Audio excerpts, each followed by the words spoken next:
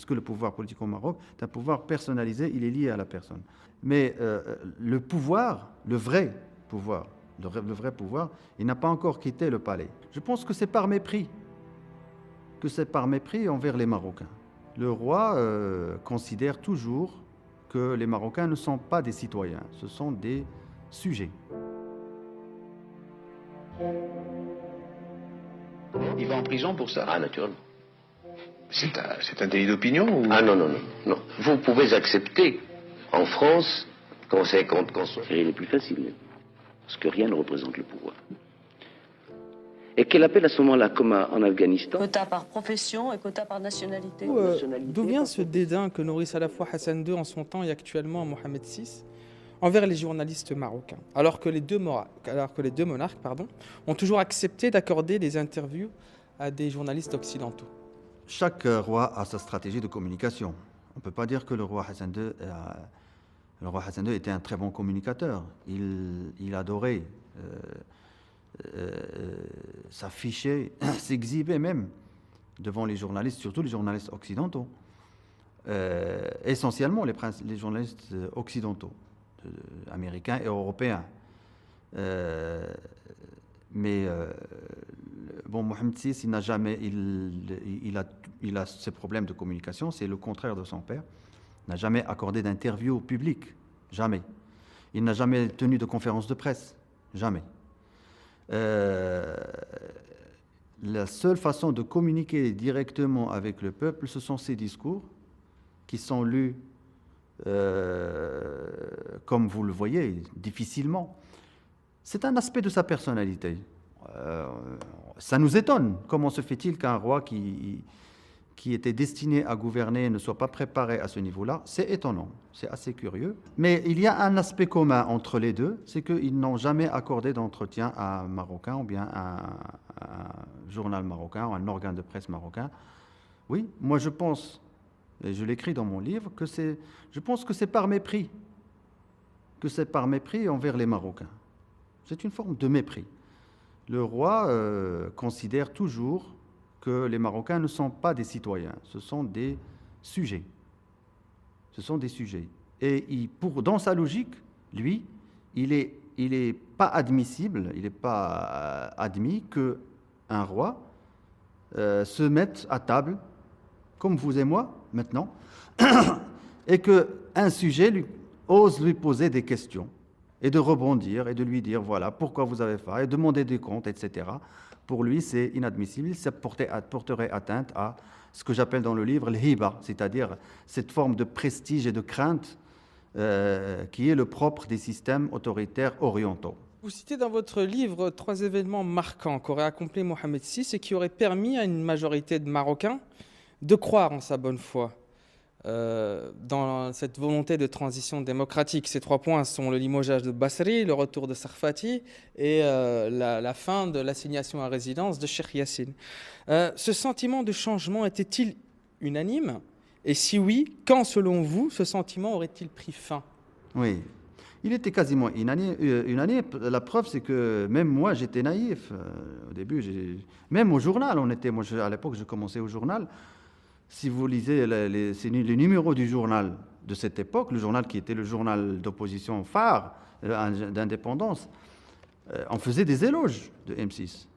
On faisait des éloges. Pour nous, c'était l'homme, le Juan Carlos du Maroc. Ça, je le reconnais. On a été un peu naïfs, je pense qu'on a été, mais on n'était pas les seuls. C'est parce qu'on avait tellement envie que ce Maroc change qu'on y a cru. Quand vous avez beaucoup d'attentes, vous pouvez croire à quelqu'un. Il suffit que quelqu'un vous donne quelques petits signes pour que vous puissiez le croire. Donc c'est vrai, il avait donné des signes. En plus de sa simplicité, on voyait sa démarche était simple, il sortait, il a effectué des voyages dans des bleds très éloignés où son père n'avait jamais mis les pieds. Donc tout cela nous avait fait croire qu'il y aurait un changement important. Il y avait ces actes que vous citez, les 3 actes que vous citez, le retour de Sarfati, la fin d'assignation à résidence du Cheikh Yassine et le limogeage de Driss Basri, ça nous a encore renforcés dans nos illusions. Mais à partir, pour moi, en tout cas, c'est à partir de 2003, au lendemain des attentats de Casablanca, que les choses ont commencé à se gâter. Avec l'emprisonnement du journaliste Ali El-Mrabat et avec la série, la répression des militants et le début de boycott publicitaire et de l'asphyxie financière des journaux indépendants, notamment le journal, l'hebdomadaire de journal. Et voilà, et jusqu'à sa fermeture en 2010, asphyxié financièrement. Donc oui, moi je pense que l'année 2003 était vraiment l'année de la bénalisation, en allusion à Ben Ali, de la bénalisation du régime de Mohamed VI.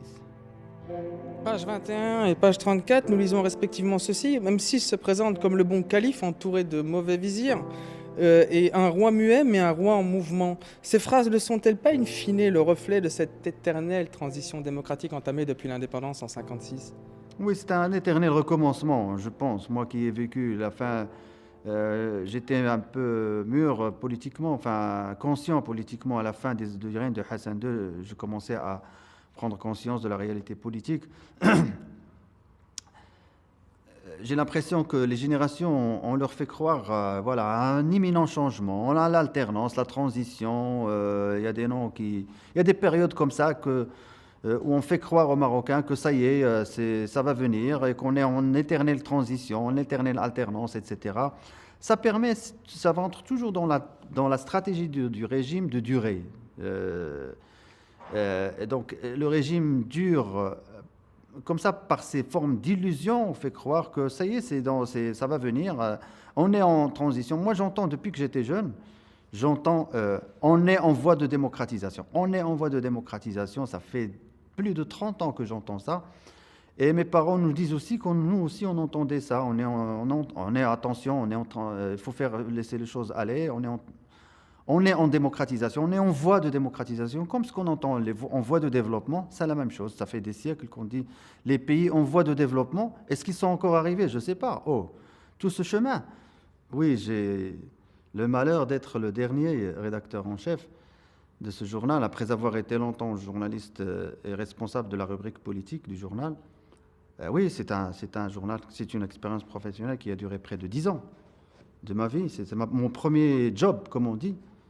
C'était le journal, jusqu'en 2010.